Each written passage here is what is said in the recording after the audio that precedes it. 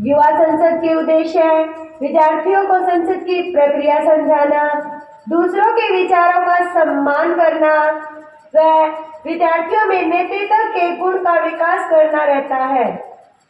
मुझे पूर्ण विश्वास है कि संसद की कार्यवाही को सुचारू रूप से चलाने में आप सभी मेरा पूर्ण सहयोग देंगे व संसदीय गरिमा को बनाए रखेंगे। महासचिव जी, नवनिर्वाचित सदस्यों को शपथ ग्रहण करवाई जाए। जी महोदया, मैं गुरुग्राम लोकसभा क्षेत्र से नवनिर्वाचित सांसद कुमारी प्रीति को शपथ ग्रहण करने के लिए आमंत्रित करता हूँ। कुमारी प्रीति,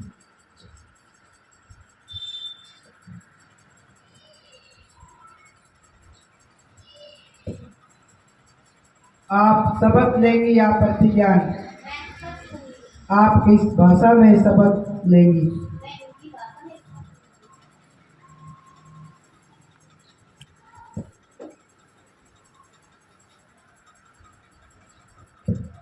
मैं कुमारी प्रीति जो युवा संसद की सदस्य निर्वाचित हुई हूँ, मैं संसद की शपथ लेती हूँ और सत्यनिष्ठा से मैं प्रतिज्ञा करती हूँ कि मैं विधि द्वारा स्थापित भारत के संविधान के प्रति श्रद्धा रखूंगी, जिस पद को ग्रहण करूंगी उसके कर्तव्य का श्रद्धापूर्वक पालन करूंगी। धन्यवाद।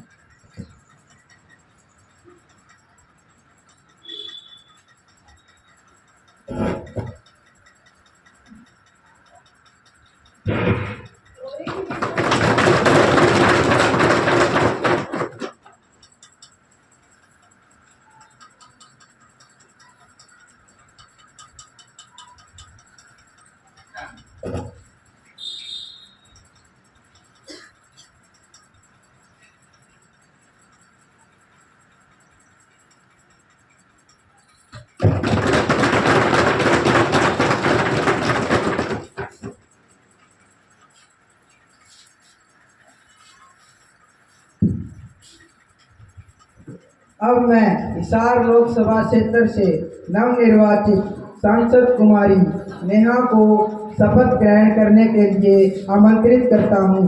कुमारी नेहा,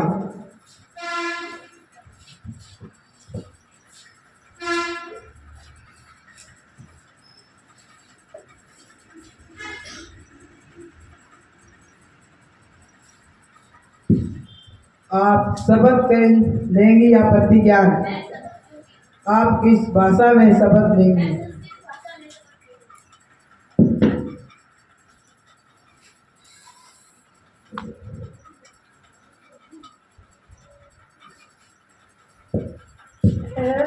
अहम नेहा विधानसभा सदस्य रूपेण निर्वाचित एवं अहम सत्यनिष्ठा पूर्वकम प्रतिज्ञा करोमि यत् अहम नेहा संविधानस्य प्रति सच्ची श्रद्धा निष्ठां च धारयिष्ये, भारतस्य सार्वभौमिकताम् अखंडतां च अक्षुण्णं रक्षिष्ये, कर्तव्यनिष्ठापूर्वकं धैर्यरहितं पक्षपातरहितं रागद्वेषरहितं च कार्यं करिष्ये। धन्यवाद।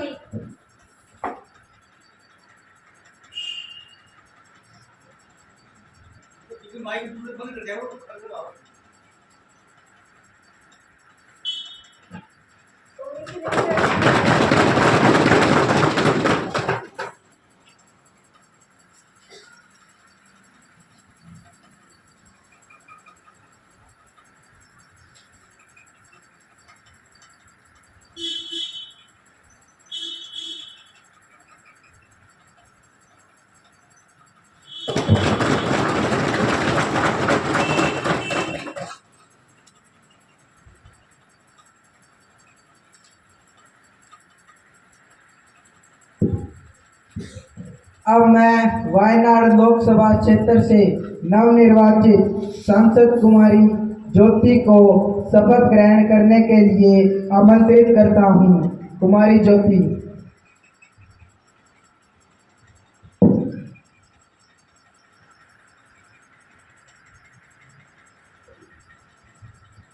आप शपथ लेंगी या प्रतिज्ञान? आप किस भाषा में शपथ लेंगी?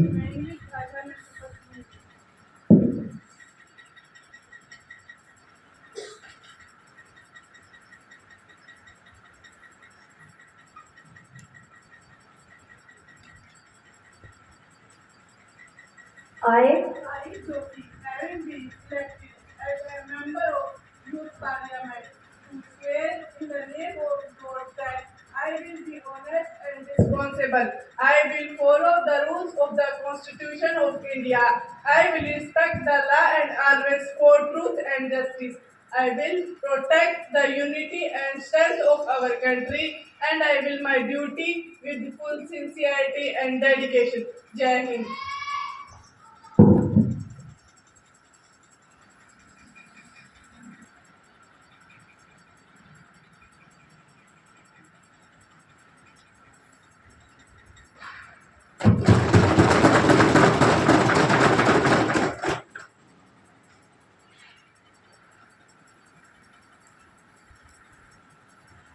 माननीय सदस्यगण, दिनांक 22 अप्रैल 2025 को जम्मू कश्मीर के पहलगाम में हुए आतंकवादी हमले में 26 निर्दोष व्यक्तियों की नृशंस हत्या कर दी गई।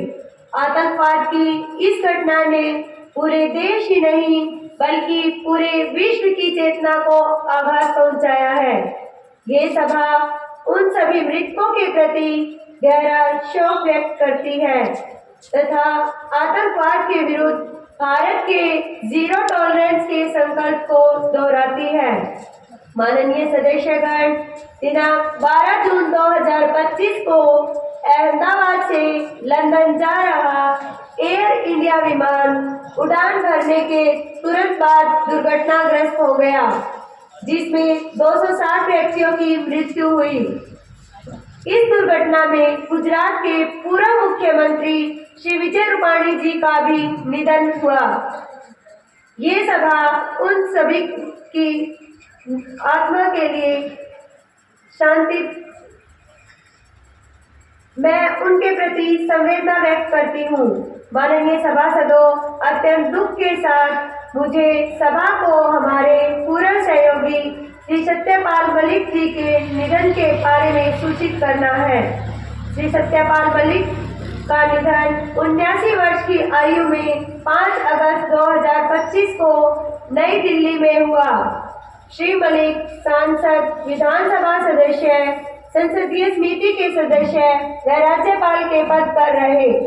मैं उनके निधन पर शोक व्यक्त करती हूँ तथा उत्तराखंड में बाढ़ में जिन लोगों की मृत्यु हुई उनके प्रति अपनी संवेदना व्यक्त करती हूँ। माननीय प्रधानमंत्री जी। माननीय अध्यक्ष महोदया, मैं जम्मू कश्मीर के पहलगाम क्षेत्र में हुए आतंकी हमले में मारे गए निर्दोष लोगों के निधन पर शोक व्यक्त करता हूं। महोदया, अहमदाबाद में हुए विमान हादसे में मारे गए लोगों तथा गुजरात के पूर्व मुख्यमंत्री श्री विजय रूपाणी जी के निधन पर भी गहरा शोक व्यक्त करता हूं। महोदया, 5 अगस्त 2025 को जम्मू कश्मीर, पंजाब और उत्तराखंड में बाढ़ में मारे गए लोगों के प्रति संवेदना व्यक्त करता हूं। महोदया, इसी दिन उत्तराखंड के पूर्व राज्यपाल श्री सत्यपाल मलिक जी का निधन भी देश के लिए भारी क्षति है। उन्होंने राज्यपाल तथा विधानसभा सदस्य के रूप में सराहनीय भूमिका निभाई। परमात्मा उन सभी की आत्मा को शांति दे, उनके दुखित परिवार को दुख सहन करने की शक्ति प्रदान करे। विपक्षी नेता कुमारी कनिका। माननीय अध्यक्ष महोदया, मैं जम्मू कश्मीर के पहलगाम क्षेत्र में मारे गए निर्दोष लोगों व अहमदाबाद विमान हादसे में जिन व्यक्तियों का निधन हुआ उन्हें श्रद्धांजलि अर्पित करती हूँ।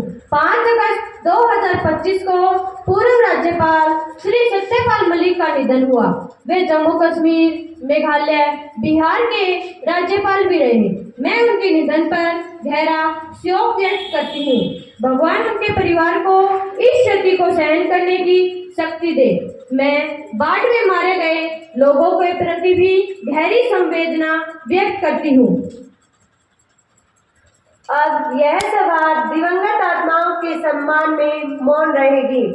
सदन से निवेदन है कि सभी अपने अपने स्थान पर खड़े हो जाए तथा उन सभी दिवंगत आत्माओं की शांति के लिए मौन धारण करें।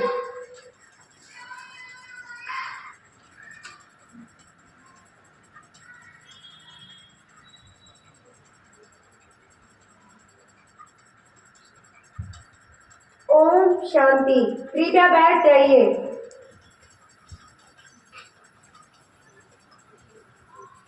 प्रधानमंत्री जी, आप नवनियुक्त मंत्रियों का सदन से परिचय करवाएं। माननीय अध्यक्ष महोदया, मैं आपके माध्यम से संपूर्ण सदन को अपने इन साथियों का परिचय करवाता हूं, जिनको वर्तमान सरकार में महत्वपूर्ण जिम्मेदारी दी गई है। खेल मंत्री श्रीमान अंकित जी, खनन मंत्री श्रीमान हिमांशु जी। धन्यवाद महोदया। सम्मानित सभासदों, बड़े हर्ष के साथ मैं आपसे हमारे विदेशी मेहमानों का परिचय करवाती हूँ। हमारे पड़ोसी देश श्रीलंका से आए प्रतिनिधि कुमारी रेखा,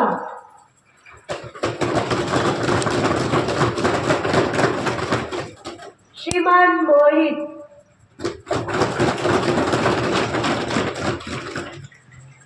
अब संसद की कार्यवाही शुरू की जाती है तथा प्रश्नकाल आरंभ होता है। महासचिव जी, आज का एजेंडा और प्रश्नों की सूची वितरित की जाए। जी महोदया, आज का एजेंडा और प्रश्नों की सूची वितरित की जा रही है।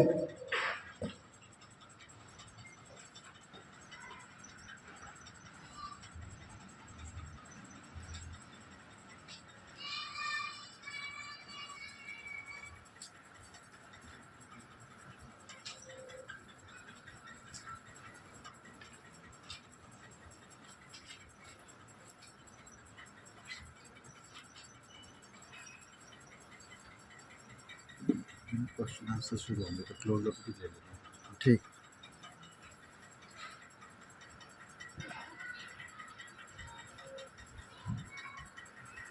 प्रश्न संख्या 101 कुमारी कनिका।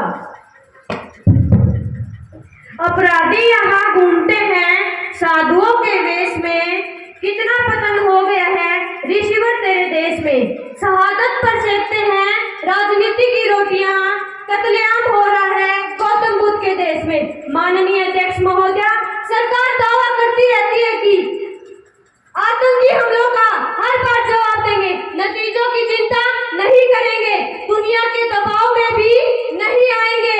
ऑपरेशन सिंदूर जो भारतीय सेना द्वारा चलाया गया एक महत्वपूर्ण अभियान था। यह ऑपरेशन मात्र 22 मिनट चला और अचानक रोक दिया गया। हम सरकार से यह जानना चाहते हैं कि ऑपरेशन सिंदूर अचानक क्यों रोका गया। हम सरकार से पारदर्शिता की मांग करते हैं। देश जानना चाहता है कि ऑपरेशन सिंदूर अधूरा क्यों छोड़ा गया। रक्षा मंत्री कुमारी सुलेखा। दुनिया को नए भारत का यशगान कराया है हमने, दुनिया को नए भारत का यशगान कराया है हमने। दुश्मन के घर में घुसकर तिरंगा लहराया है हमने, तिरंगा लहराया है हमने।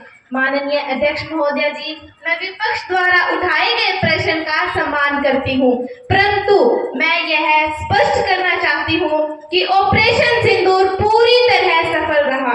भारतीय सेना ने 22 मिनट में आतंकियों के छिपने के स्थानों को पूरी तरह तबाह कर दिया। ऑपरेशन का मुख्य उद्देश्य पूरा हो चुका था। सेना के पास स्पष्ट इंटेलिजेंस इनपुट था और इसी के आधार पर कार्यवाही की गई। सेना को पूर्ण स्वतंत्रता दी गई। यह कहना कि राजनीतिक हस्तक्षेप था, ये सेना का अपमान है। सरकार ने कभी भी सेना के फैसलों में हस्तक्षेप नहीं किया और राष्ट्रीय सुरक्षा से जुड़े मामलों में पूरी जानकारी सार्वजनिक रूप से देना हमेशा से संभव नहीं होता। ये देश हित के विरुद्ध है, लेकिन संसद में जो भी साझा किया जा सकता है वो हम कर रहे हैं। धन्यवाद।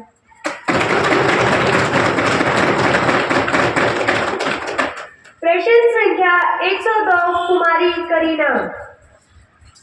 लोकतंत्र की ताकत वोट है। लोकतंत्र की ताकत वोट है। अगर वोट ही गायब हो जाए तो लोकतंत्र अधूरा हो जाएगा।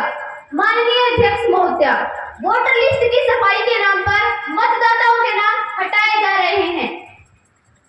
जागरूकता के अभाव में असली वोटर घर बैठ जाते हैं और नकली वोटर फायदा उठा लेते हैं। सरकार बताए, केवल पोर्टल बनाना ही काफी है या जागरूकता भी जरूरी है? क्या एसआईआर को राजनीति का हथियार बना लिया गया है? सरकार बताए कि इस प्रक्रिया में जनता का भरोसा कैसे कायम रहेगा? गृह मंत्री श्रीमान नवीन। माननीय अध्यक्ष महोदय, एसआईआर का उद्देश्य किसी भी सही मतदाता का नाम काटना नहीं, बल्कि फर्जी और दोहरे नामों को सूची से बाहर करना है। घर घर जाकर मतदाता जागरूकता अभियान चलाने के निर्देश दिए गए हैं। वोटर हेल्पलाइन और ऑनलाइन पोर्टल के माध्यम से हर नागरिक को अपने नाम की स्थिति जानने और सुधार करवाने का अवसर दिया जा रहा है। यह लोकतंत्र की मजबूती के लिए अनिवार्य है, क्योंकि साफ सटीक मतदाता सूची ही निष्पक्ष चुनाव की नींव है। यह एक व्यक्ति एक वोट का सिद्धांत मजबूती से कायम करता है। वोटर लिस्ट की सफाई, लोकतंत्र की भलाई। धन्यवाद महोदया। प्रश्न संख्या 103 श्रीमान जतिन। माननीय अध्यक्ष महोदय जी, मैं आज आपके माध्यम से शिक्षा मंत्री जी से यह जानना चाहता हूं कि शिक्षा सुधार विधेयक 2025 के तहत सरकार डिजिटल शिक्षा को लागू करने का दावा तो कर रही है, लेकिन क्या सरकार के पास कोई ठोस योजना है? सरकार ने क्या कदम उठाए हैं? शिक्षा मंत्री श्रीमान जितेंद्र। माननीय अध्यक्ष महोदय, विपक्षी सदस्य के पूछे गए प्रश्न का उत्तर देते हुए मैं बताना चाहूंगा कि हमारी सरकार ने डिजिटल इंडिया योजना के तहत 12 विषयों में स्कूली शिक्षा प्रणाली के लिए ऑनलाइन पाठ्यक्रमों का मॉड्यूल विकसित किया है। पहली बार इन 12 पाठ्यक्रमों में लगभग 22,000 छात्र पंजीकृत हुए, जबकि दूसरी बार 20 पाठ्यक्रमों में 33,000 छात्र पंजीकृत थे।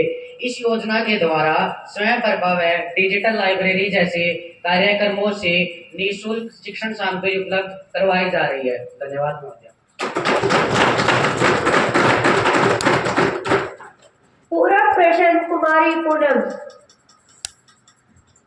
माननीय स्पीकर, क्या शिक्षा मंत्री यह बता सकते हैं कि डिजिटल शिक्षा को अनिवार्य करने के लिए ग्रामीण क्षेत्रों में इंटरनेट और बिजली की उपलब्धता को सुनिश्चित करने के लिए सरकार ने क्या कदम उठाए हैं? इन योजनाओं का बजट और समय सीमा क्या है?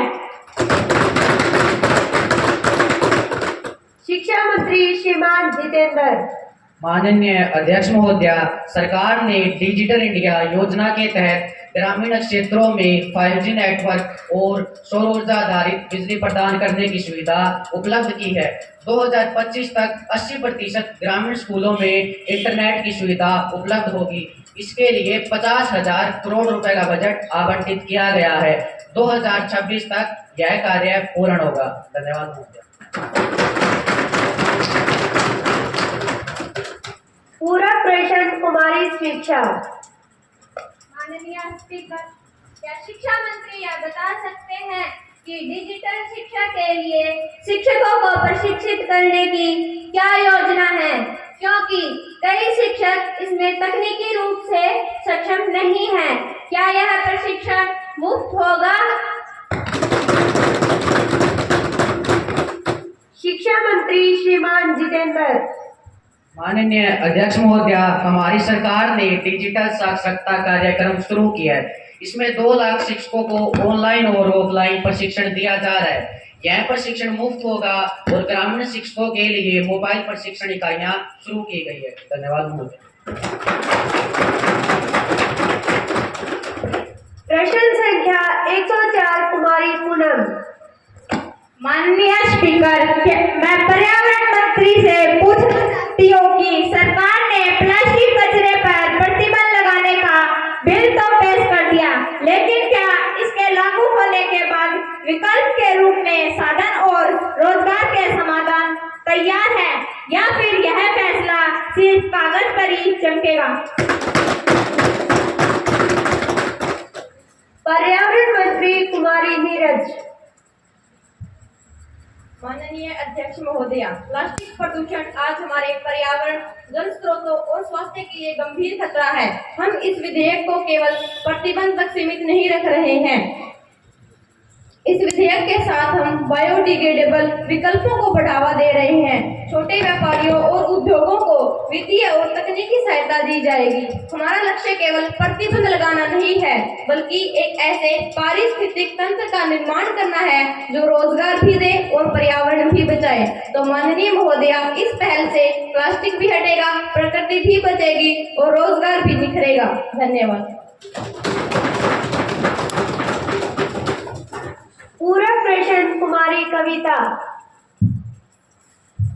माननीय अध्यक्ष महोदय जी, सरकार ने कहा है कि प्लास्टिक पर प्रतिबंध लगाने से पर्यावरण सुधरेगा। क्या सरकार ने पुनर्चक्रण और कचरा प्रबंधन के लिए कोई विशेष योजना बनाई है? सरकार इस दिशा में क्या कदम उठाएगी? पर्यावरण मंत्री कुमारी नीरज। माननीय अध्यक्ष महोदया, हम इस विधेयक को केवल प्रतिबंध तक सीमित नहीं रख रहे हैं। सरकार ने 5000 पुनर्चक्रण केंद्र स्थापित किए हैं। नगर पालिका को सख्त निगरानी और जागरूकता अभियान चलाने के निर्देश दिए जा चुके हैं। प्रतिबंध और प्रबंधन, ये दोनों कदम जब साथ साथ चलेंगे तभी परिणाम स्थायी होंगे। धन्यवाद। पूरक प्रश्न कुमारी करीना।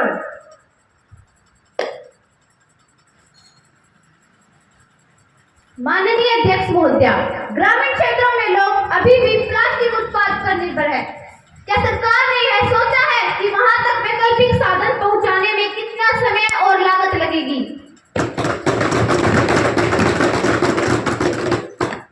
पर्यावरण मंत्री कुमारी नीरज।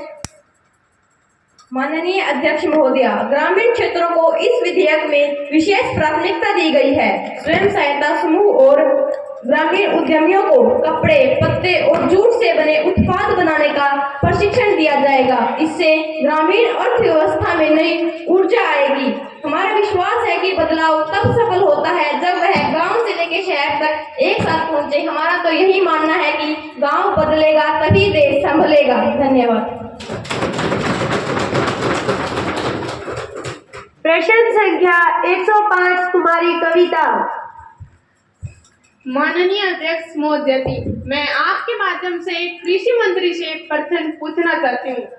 हरियाणा प्रदेश में यूरिया व DAP की भारी किल्लत है। बाजार में यूरिया व DAP की कालाबाजारी और जमाखोरी की जा रही है। अगर किसानों को यूरिया नहीं मिलेगी तो फसलें खराब हो जाएंगी। हरियाणा प्रदेश के अधिकतर जिलों में खाद नहीं मिलने से किसानों को परेशानी हो रही है। सरकार इस दिशा में क्या कदम उठाएगी? कृषि मंत्री श्रीमान पवन। माननीय अध्यक्ष महोदय जी, मैं विपक्ष के नेता द्वारा पूछे गए प्रश्न का उत्तर देते हुए बताना चाहता हूं कि प्रदेश में DAP व यूरिया की किल्लत नहीं है। हर जगह स्टॉक पूरा है। सरकार कालाबाजारी, जमाखोरी, मिलावट व अवैध टैगिंग पर कड़ी नजर रखे हुए हैं। कालाबाजारी, जमाखोरी को रोकने के लिए निगरानी और प्रयत्न की कार्रवाई तेज कर दी गई। अब तक पूरे राज्य में 2135 निरीक्षण किए जा चुके हैं। डीलरों के लाइसेंस निलंबित व एफआईआर दर्ज की जा चुकी है।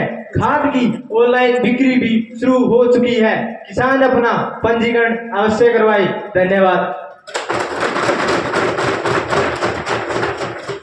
प्रश्न संख्या 106 कुमारी साइना। माननीय अध्यक्ष महोदय जी, अमेरिका ने हमारे सामान पर 25% का अतिरिक्त शुल्क लगा दिया है।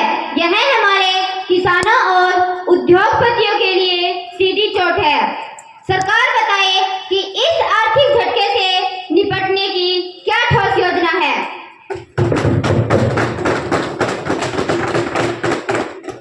माननीय प्रधानमंत्री जी। संभव है सब कुछ, असंभव कुछ नहीं। संभव है सब कुछ, असंभव कुछ नहीं। कर हौसले बुलंद तो दूर कुछ नहीं।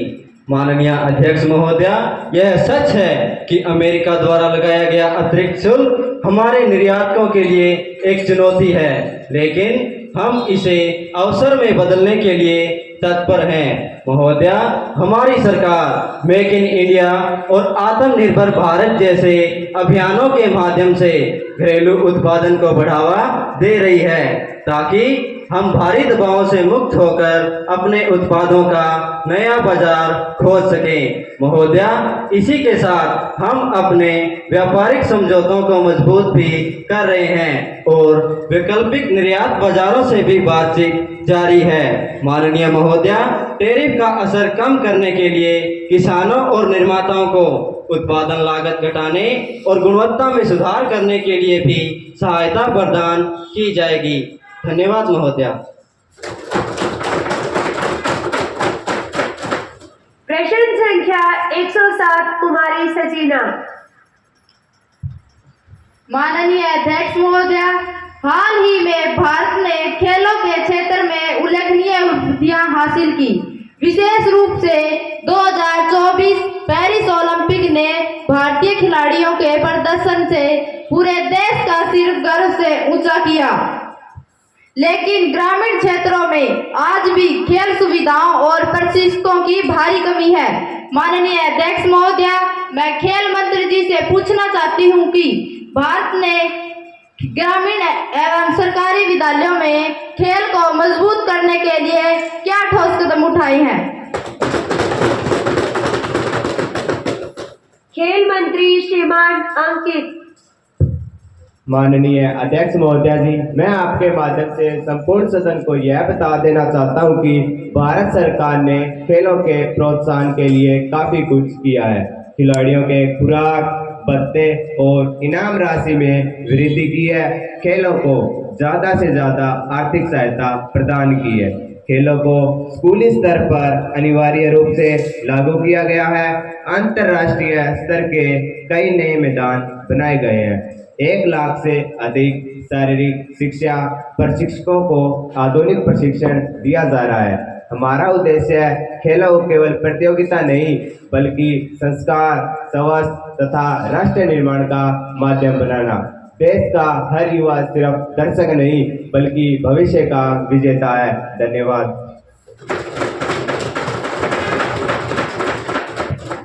प्रश्न संख्या 108 श्रीमान प्रेम।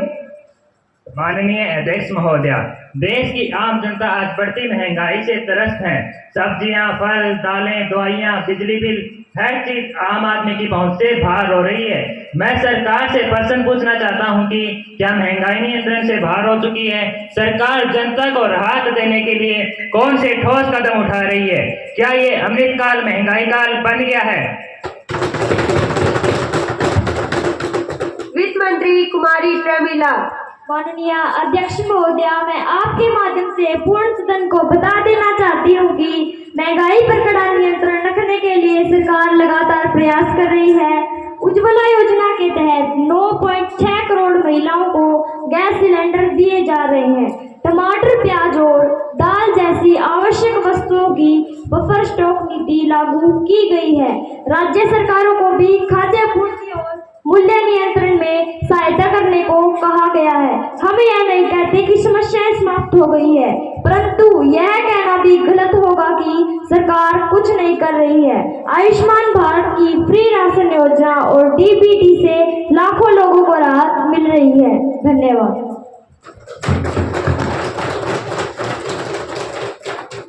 प्रश्न संख्या 109 कुमारी आशा। माननीय अध्यक्ष महोदय, सूखा और बेमौसम बारिश से किसानों की फसलें बर्बाद हो रही है। विपक्ष की मांग है कि किसानों को प्रति एकड़ 50,000 रुपए का मुआवजा दिया जाए। क्या सरकार किसानों के आंसुओं को सिर्फ रिपोर्ट में गिनती है या फिर कोई राशि को जारी है? कृषि मंत्री श्रीमान पवन। माननीय महोदया जी, मैं विपक्ष के नेता द्वारा पूछे गए प्रश्न का उत्तर देते हुए बताना चाहता हूं, किसान की पीड़ा हमारी प्राथमिक चिंता है। हमारी सरकार ने तुरंत ही नुकसान का आकलन किया। मुआवजा राशि को निर्धारित करने के लिए केंद्र व राज्य सरकार मिलकर कार्य कर रहे हैं। कई राज्यों में अग्रिम राहत राशि पहले ही शुरू कर दी गई। इसके अलावा हम प्रधानमंत्री फसल बीमा योजना को और प्रभावी बना रहे हैं ताकि भविष्य में ऐसे संकट आने पर किसानों को जल्दी वित्तीय सहायता मिल सके। हम केवल आंकड़े नहीं गिनाते बल्कि किसानों के खेतों में जाकर उनकी ताकत बनते हैं। किसानों की मुस्कान ही देश की असली पहचान है। जय जवान जय किसान। धन्यवाद।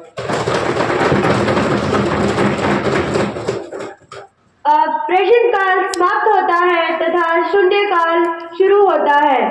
विपक्षी सदस्य कुमारी कनिका।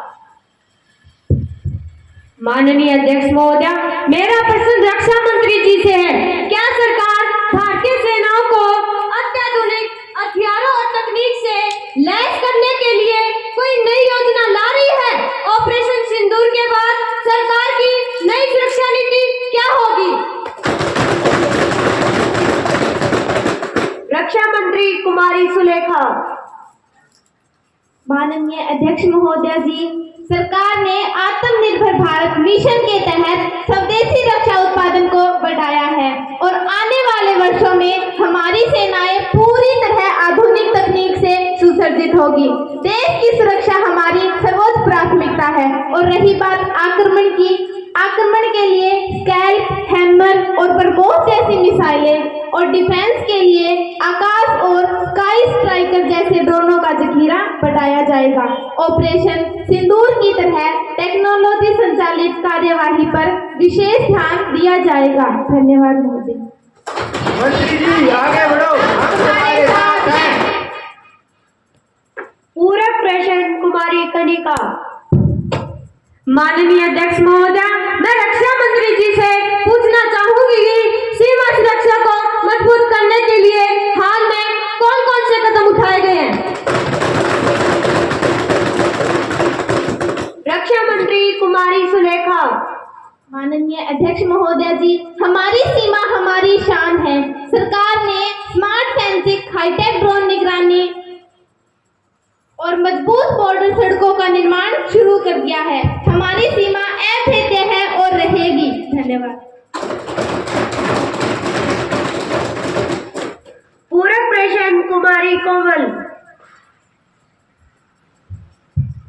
माननीय अध्यक्ष महोदय, मेरा प्रश्न रक्षा मंत्री जी से है। क्या महिलाओं को सेना में अधिक अवसर देने के लिए विशेष पहल की जा रही है? रक्षा मंत्री कुमारी सुलेखा। माननीय अध्यक्ष महोदय जी, बिल्कुल। एनडीए में बेटियों का प्रवेश हो चुका है और महिलाओं के लिए स्थायी कमीशन और अग्रिम मोर्चे पर सेवा के अवसर दिए जा रहे हैं। नारी शक्ति अब सेना की ताकत है। धन्यवाद। कुमारी आशा। माननीय अध्यक्ष महोदय, सरकार कहती है कि उद्यमिता से देश की तस्वीर बदलेगी, परंतु ये शहरों के लिए नहीं बल्कि गांव के लिए आवश्यक है। परंतु गांव के युवाओं के सामने बड़ी समस्या पूंजी, प्रशिक्षण और तकनीकी ज्ञान की है। बिना ठोस सुधार के उद्यमिता केवल एक नारा बनकर रह जाएगी। सरकार बताए कि इन योजनाओं को कैसे लागू किया जाएगा।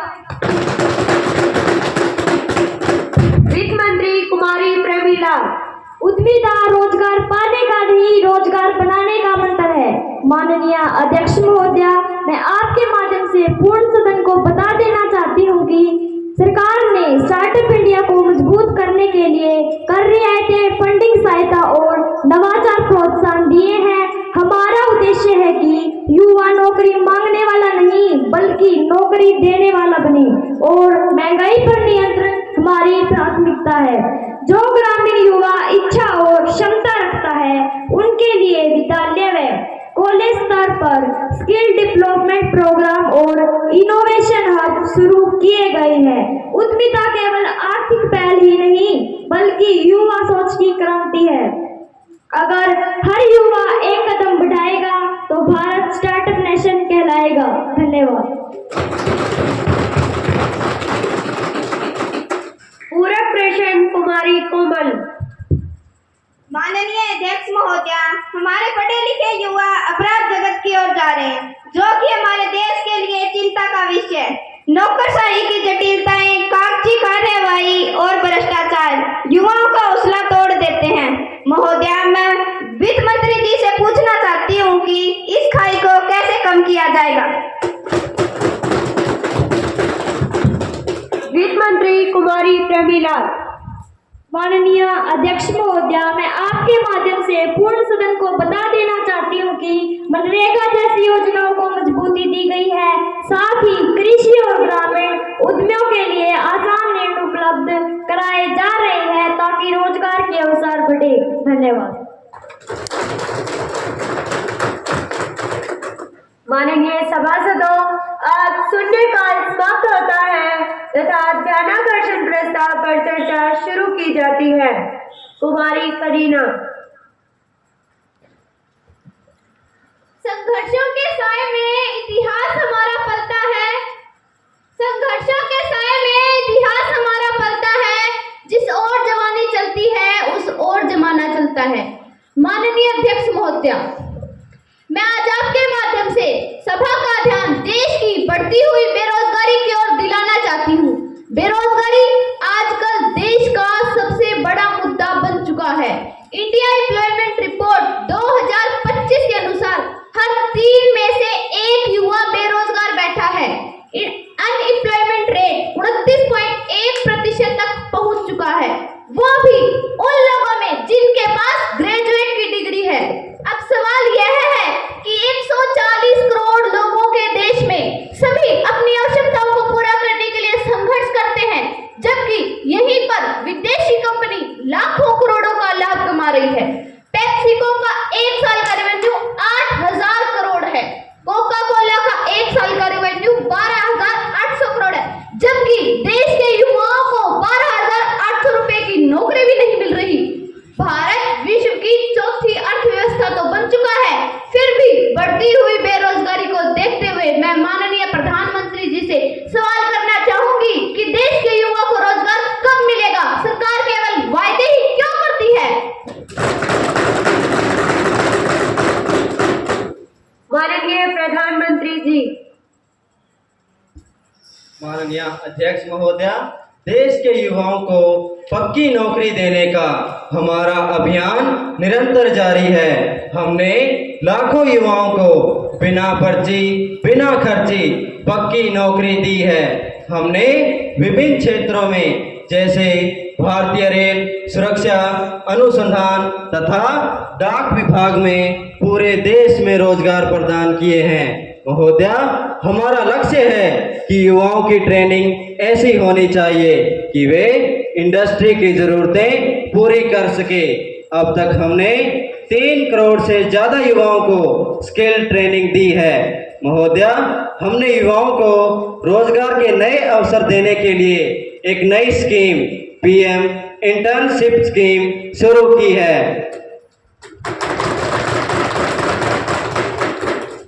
इस योजना के माध्यम से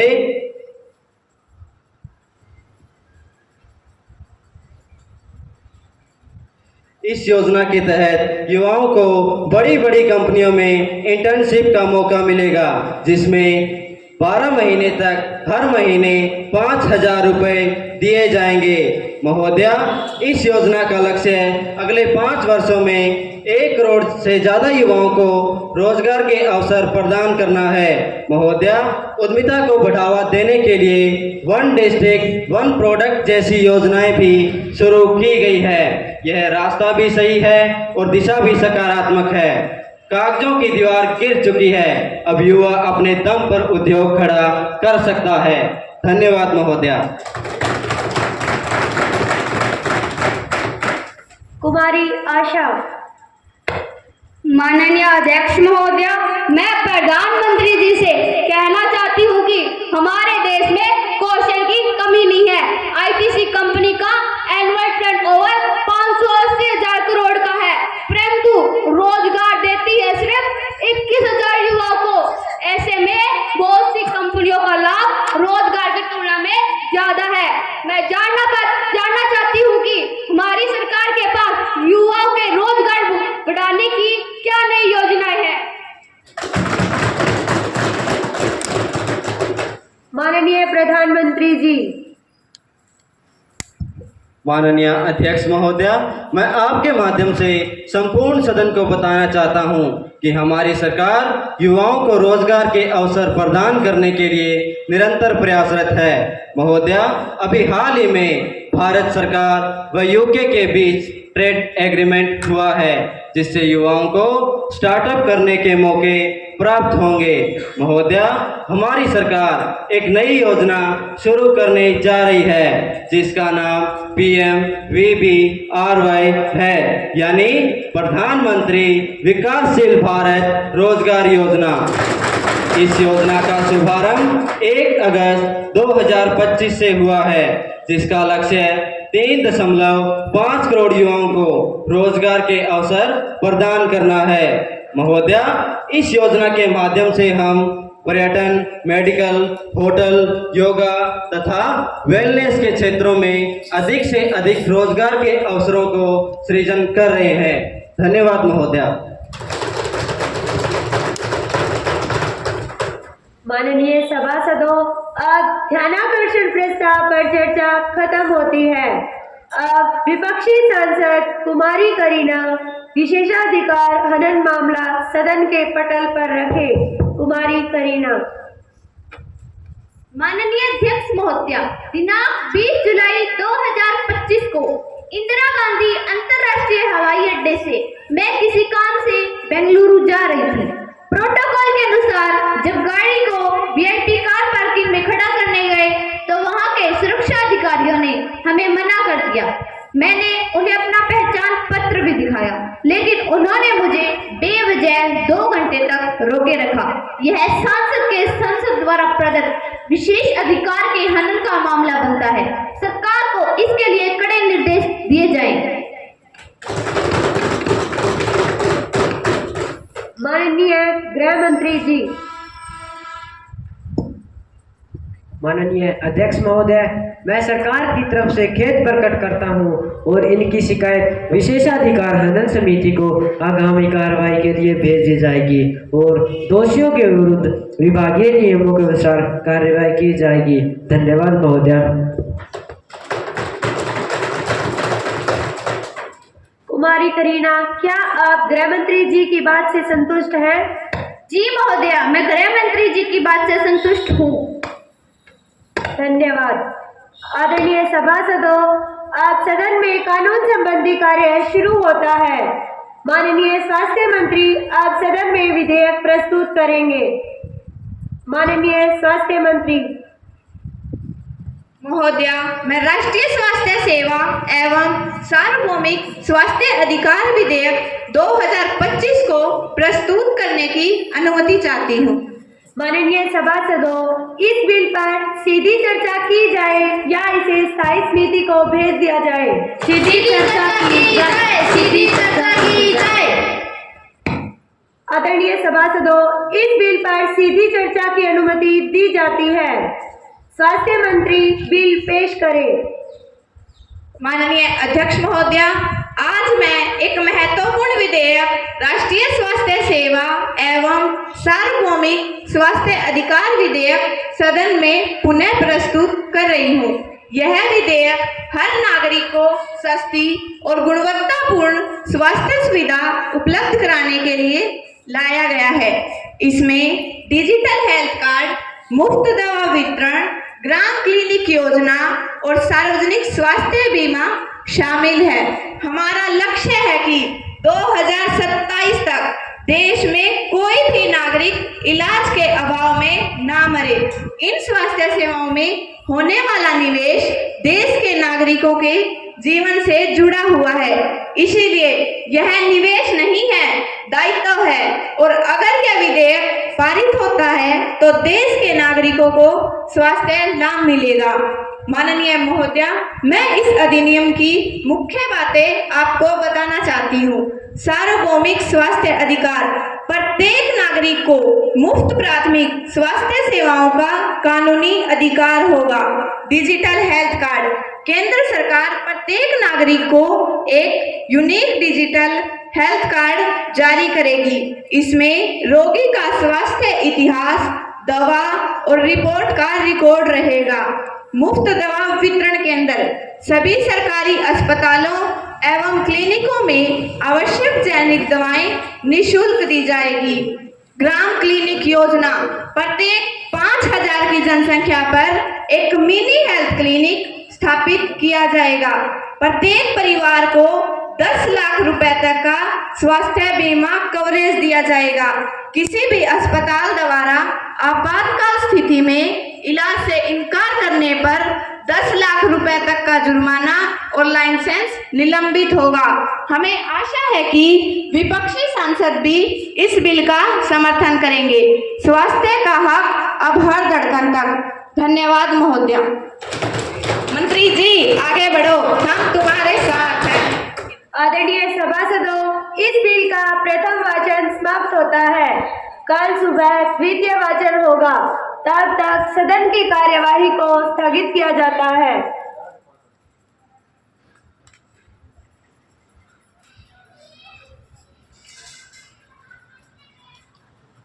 बिल पर सीधी चर्चा का फैसला प्रथम वाचन के दौरान हो गया था, इसलिए इस बिल पर विस्तार से चर्चा की जाएगी।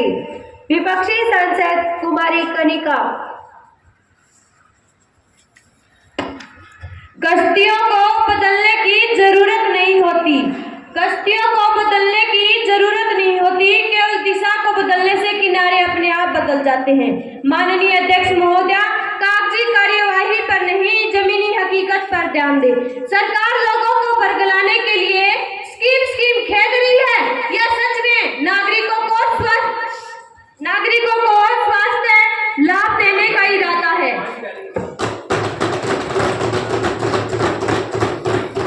स्वास्थ्य मंत्री कुमारी निशा। माननीय अध्यक्ष महोदया, स्वास्थ्य केवल व्यक्तिगत आवश्यकता नहीं है, यह राष्ट्रीय मजबूती का आधार है।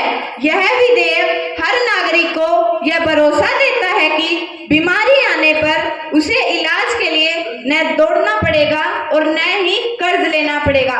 बच्चों से बुजुर्ग तक, शहर से गांव तक, हर जगह स्वस्थ जीवन का अधिकार सुरक्षित रहेगा। बीमारी के डर को दूर करेंगे और हर जनजीवन में उजाला भरेंगे। धन्यवाद महोदया। विपक्षी सांसद कुमारी दिव्या। माननीय अध्यक्ष महोदय जी, मैं आपके माध्यम से सरकार से प्रश्न पूछना चाहती हूँ। मुफ्त सेवाओं की बात करके सरकार अपनी जिम्मेदारी निभाने का दावा कर तो रही है, लेकिन सवाल यह है कि इन सेवाओं की गुणवत्ता कैसी होगी, क्योंकि डिजिटल योजना में डेटा लीक का खतरा है। इस पर सरकार क्या कदम उठाएगी? कुमारी ज्योति। संपूर्ण सदन को यह बता देना चाहती हूँ कि सरकार सेवाओं की गुणवत्ता बढ़ाने की हर संभव कोशिश कर रही है। चिकित्सा शिक्षा के सुधार के साथ साथ चिकित्सकों की कमी भी दूर की जा रही है। डेटा को सुरक्षित रखने के लिए मजबूत सुरक्षा प्रोटोकॉल का भी उपयोग कर रही है। इसके अतिरिक्त सरकार ने एक केंद्रीय डेटाबेस भी बनाया है। धन्यवाद महोदया। विपक्षी सांसद कुमारी मुस्कान।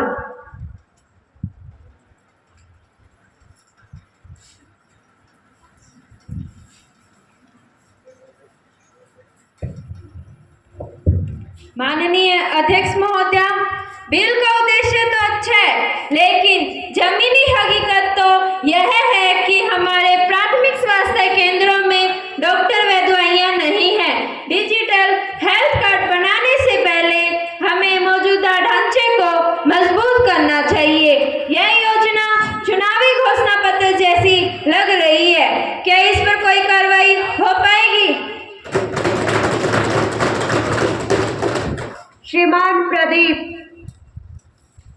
माननीय स्पीकर जी, मैं बताना चाहूँगा कि आज के दौर में डिजिटलाइजेशन जरूरी है। हेल्थ कार्ड से पारदर्शिता बढ़ेगी और फर्जी बिलिंग रुकेगी। ग्राम क्लिनिक योजना से ग्रामीण भारत में स्वास्थ्य सेवाएं पहुंचेगी। इससे सभी नागरिकों को सुलभ, सस्ती एवं गुणवत्तापूर्ण स्वास्थ्य सेवाएं उपलब्ध होगी। मैं स्पष्ट करना चाहूँगा कि हमने स्वास्थ्य कोष के लिए 1 लाख करोड़ का प्रावधान किया है। मैं इस बिल का समर्थन करता हूँ। धन्यवाद। श्रीमान जतिन। माननीय अध्यक्ष महोदय जी, क्या स्वास्थ्य मंत्री 2025 में प्रस्तावित राष्ट्रीय स्वास्थ्य सेवा अधिकार विधेयक का मुख्य उद्देश्य हमें बता सकते हैं? स्वास्थ्य मंत्री कुमारी निशा। माननीय अध्यक्ष महोदया, इस विधेयक का मुख्य उद्देश्य भारत के सभी नागरिकों की गुणवत्तापूर्ण स्वास्थ्य सेवाओं तक पहुंच सुनिश्चित कराना है। शहरों में प्राइवेट अस्पतालों की मनमानी सबसे बड़ी समस्या है। यह बिल मरीजों को कानूनी अधिकार देगा कि आपात स्थिति में कोई भी अस्पताल इलाज से इनकार ना करे। यह एक ऐतिहासिक कदम होगा। धन्यवाद महोदय। कुमारी कनिका।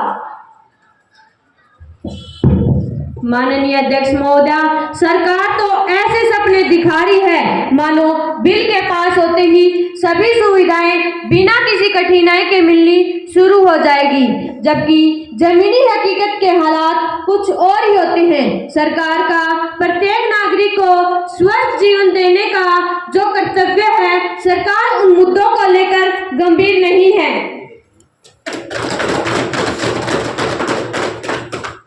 कुमारी प्रीति।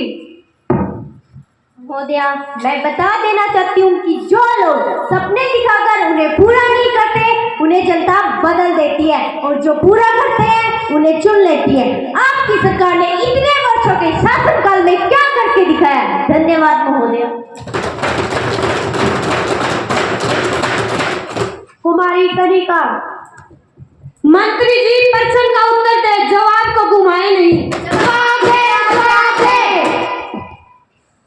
कुमारी नेहा। माननीय अध्यक्ष महोदया, देश के नागरिकों को स्वास्थ्य सुविधाएं प्रदान करना हमारा प्रथम कर्तव्य है, और ये सुविधाएं नागरिकों को मिलनी ही चाहिए। सरकार अपने प्रयास पूर्ण रूप से सफल करेगी। धन्यवाद महोदया। हम संतुष्ट नहीं है, हम संतुष्ट नहीं है। कुमारी साइना।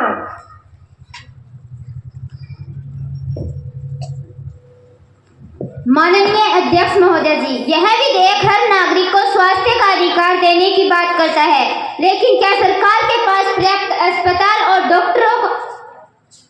डॉक्टरों का जाल बिछाने की ठोस योजना है, या यह सिर्फ एक कागजी वादा बनकर रह जाएगा? कुमारी मोनिका। माननीय अध्यक्ष महोदया, यह विधेयक केवल वादे पर नहीं बल्कि योजनाओं पर आधारित है। अगले 5 वर्षों में प्रत्येक जिले में बहुविशेषज्ञता वाले अस्पताल और ग्रामीण क्षेत्रों में 24 घंटे स्वास्थ्य केंद्र और मोबाइल मेडिकल यूनिट्स की व्यवस्था की जाएगी। डॉक्टरों और नर्सों की भर्ती की प्रक्रिया भी तेज की जा रही है, और आवश्यक दवाइयों को मुफ्त में उपलब्ध कराने के लिए योजना लागू की जा रही है। हमारा लक्ष्य यह है कि हर नागरिक को नजदीक और सस्ती स्वास्थ्य सेवा मिले, चाहे वह गांव में हो या शहर में। धन्यवाद महोदया। कुमारी आशा।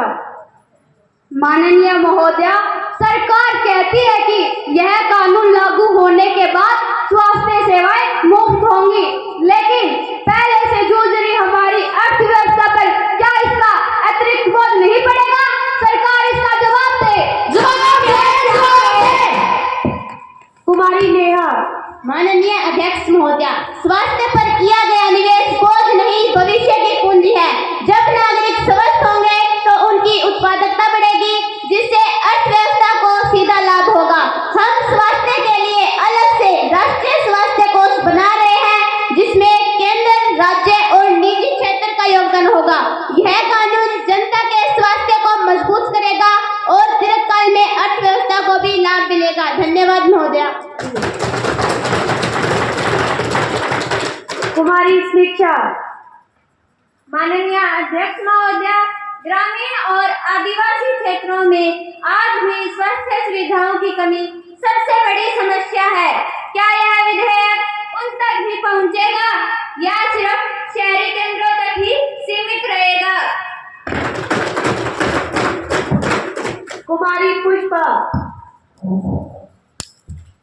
माननीय अध्यक्ष महोदया, इस विधेयक में विशेष प्रावधान है कि आदिवासी, पहाड़ी और सुदूरवर्ती क्षेत्रों में प्राथमिक स्वास्थ्य केंद्रों को उन्नत किया जाएगा। स्थानीय युवाओं को स्वास्थ्य सहायक के रूप में प्रशिक्षित कर रोजगार के अवसर भी दिए जाएंगे। हमारी दृष्टि में सार्वभौमिक का अर्थ है किसी को भी पीछे न छोड़ना। धन्यवाद महोदया। श्रीमान करण। माननीय अध्यक्ष महोदया, विपक्ष चाहता है कि प्रधानमंत्री जी इस विधेयक पर अपना वक्तव्य दें। माननीय प्रधानमंत्री जी। माननीय अध्यक्ष महोदया, यह बिल स्वास्थ्य को एक मौलिक अधिकार के रूप में स्थापित करता है, जो केवल एक कानून नहीं बल्कि एक मानवीय संकल्प है। इस विधेयक का उद्देश्य मात्र अस्पताल बनवाना या दवाइयां बांटना नहीं, बल्कि सम्मान से जीवन जीने के अधिकार को साकार करने की दिशा में एक बड़ा कदम है। महोदया, आज भी हमारे देश में ऐसे करोड़ों लोग हैं जो इलाज के अभाव में कष्ट झेलते हैं और कई बार तो जिंदगी की जंग से हार जाते हैं। महोदया, यह एक ऐसा कानून है जो सभी नागरिकों को गरिमापूर्ण जीवन जीने के लिए आवश्यक स्वास्थ्य सेवाओं को पहुंचाने का प्रयास करता है। महोदया, इस विधेयक के अनुसार हर एक नागरिक को निःशुल्क स्वास्थ्य सेवाएं प्राप्त होंगी और हर एक पंचायत में स्वास्थ्य सुविधा केंद्र की स्थापना अनिवार्य होगी। अतः माननीय महोदया, मैं माननीय सदस्यों से निवेदन करता हूं कि वे भी इस बिल का समर्थन करें। धन्यवाद महोदया।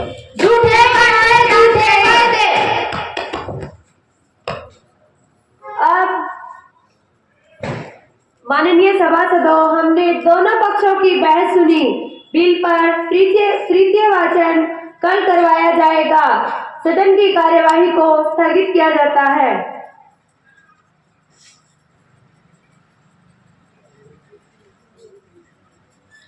अब तृतीय वाचन शुरू होता है।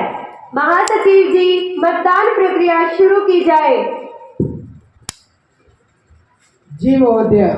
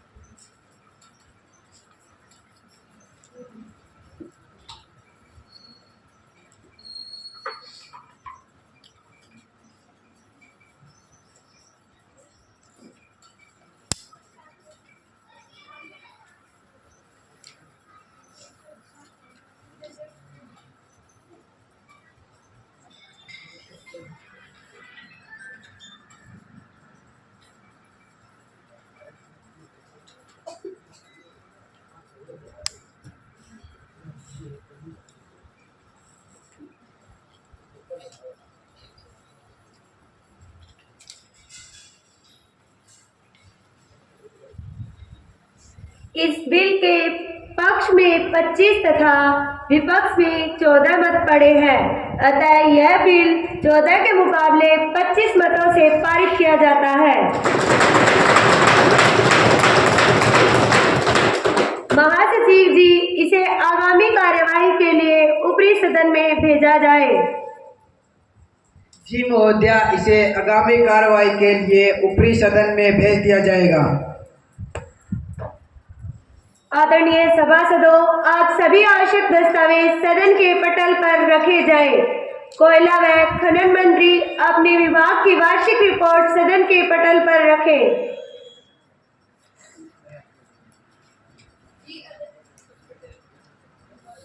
जी अध्यक्ष महोदया, मैं कोयला एवं खनन विभाग की वार्षिक रिपोर्ट सदन के पटल पर रखता हूँ।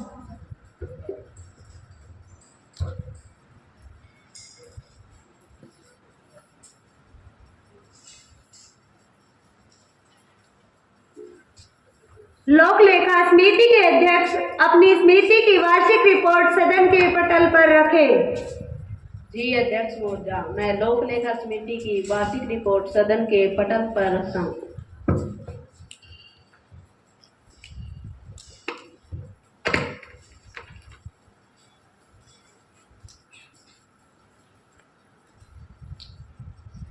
आज सदन की कार्यवाही पूरी होती है एवं सदन की कार्यवाही को अनिश्चित काल तक स्थगित किया जाता है। भारत माता की जय। भारत माता की वंदे वंदे। बहुत ही सुंदर प्रस्तुति आज की जो रही हमारे विद्यार्थियों की। जय हिंद, जय Bharat. Doctor Somvir Yadav ji, PGT pol science GSSS Mirzapur से। डॉक्टर नलिन मलिक जी, डाइट मातृशाम से। डॉक्टर लोहान जी, डाइट से। माननीय मुख्य अतिथिगण, प्राचार्य श्री राजवीरेंद्र सिंह जी, सभी सम्मानित अतिथिगण, अध्यापकगण एवं प्रिय विद्यार्थियों, आज का यह युवा संसद कार्यक्रम न केवल हमारे विद्यालय के लिए बल्कि क्योंकि अब हम एक ब्लॉक को रिप्रेजेंट कर रहे थे तो पूरे ब्लॉक के लिए एक गौरव का क्षण है। हमारे विद्यार्थियों ने जिस शालीनता, आत्मविश्वास और राष्ट्र भावना के साथ इस कार्यक्रम का मंचन किया है, वह हमारे शिक्षण की गुणवत्ता और विद्यालय की कार्य संस्कृति का प्रमाण है। हमारा विद्यालय GSSS चिड़ोर अब तक 3 बार मुख्यमंत्री स्वच्छ विद्यालय पुरस्कार से भी सम्मानित हो चुका है। माननीय अतिथियों, हमारे विद्यालय में NSS और स्काउट गाइड के माध्यम से भी विद्यालय नशा मुक्ति अभियान, स्वच्छता आंदोलन और अन्य सामाजिक सेवा कार्यों में सदैव अग्रणी भूमिका निभाता रहा है। यही संस्कार हमारे विद्यार्थियों को सच्चे अर्थों में समाज का जागरूक नागरिक बना रहे हैं। हमारा अनुभवी और मेहनती स्टाफ विद्यार्थियों के साथ मिलकर प्राचार्य श्री राजवीरेंद्र सिंह जी के कुशल मार्गदर्शन में एक सशक्त टीम के रूप में कार्य करता है। आज आपने इस टीम भावना का प्रत्यक्ष उदाहरण देखा भी होगा। मैं एक बार फिर विद्यार्थियों से अनुग्रह करूंगा कि जोरदार करताल ध्वनि से अपने लिए और अपने विद्यालय के लिए अनुशंसा करें।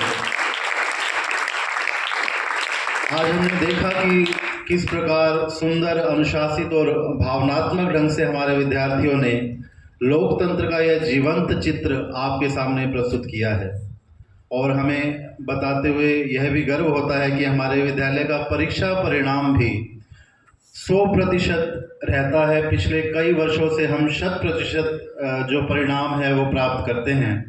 सिर्फ शिक्षा के क्षेत्र में नहीं, इसके अलावा सांस्कृतिक, खेल और कला उत्सवों में भी हमारा विद्यालय लगातार अग्रणी स्थान प्राप्त करता रहा है। यही निरंतरता, यही समर्पण और यही संस्कार हमारे विद्यालय की पहचान है।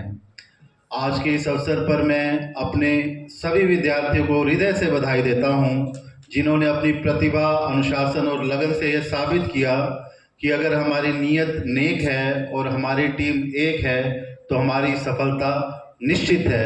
जोरदार अपने लिए तालियां बजाएंगे।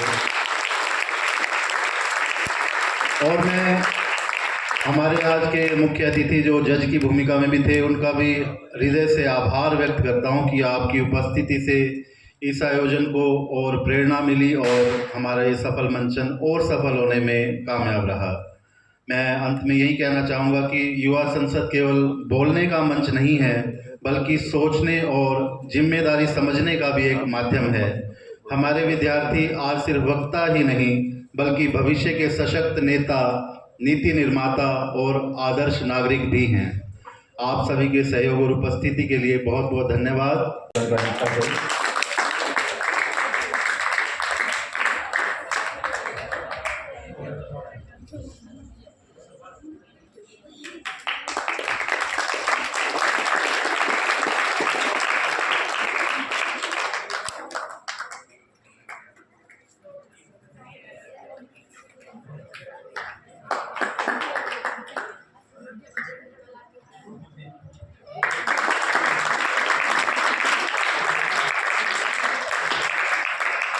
साथ ही मैं आमंत्रित करना चाहूँगा सुमन मैडम को और सुनीता मैडम को कि वो भी मंच पर आएं। आपकी मेहनत और लगन के बिना ये संभव नहीं हो सकता था।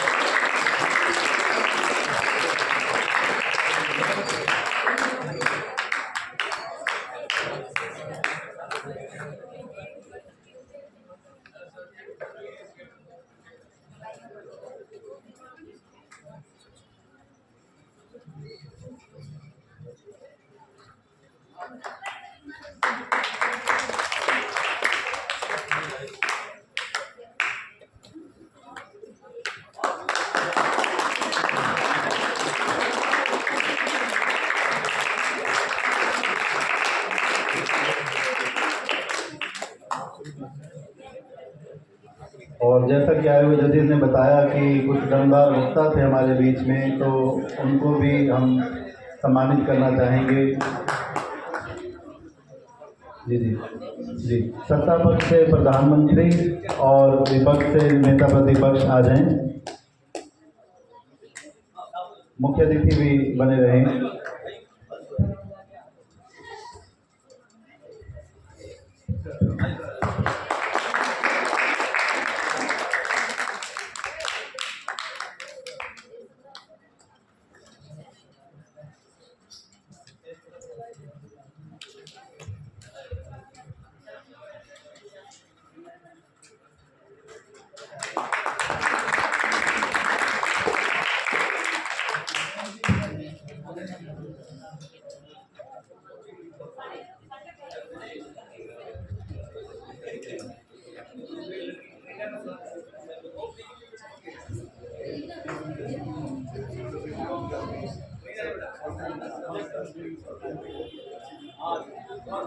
स्वास्थ्य मंत्री भी आ जाए।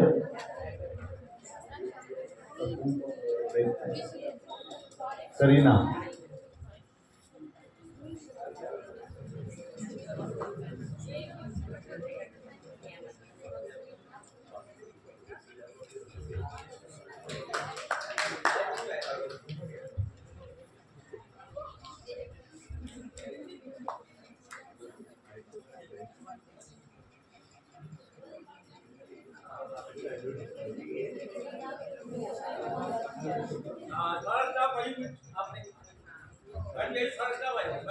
सभी स्टाफ सदस्य भी मंच पर आ जाएं और अतिथिगण प्रिंसिपल सर ऊपर ही आ जाओ सर, ऊपर ये सेटअप बैकग्राउंड के साथ आ जाएगा पूरा।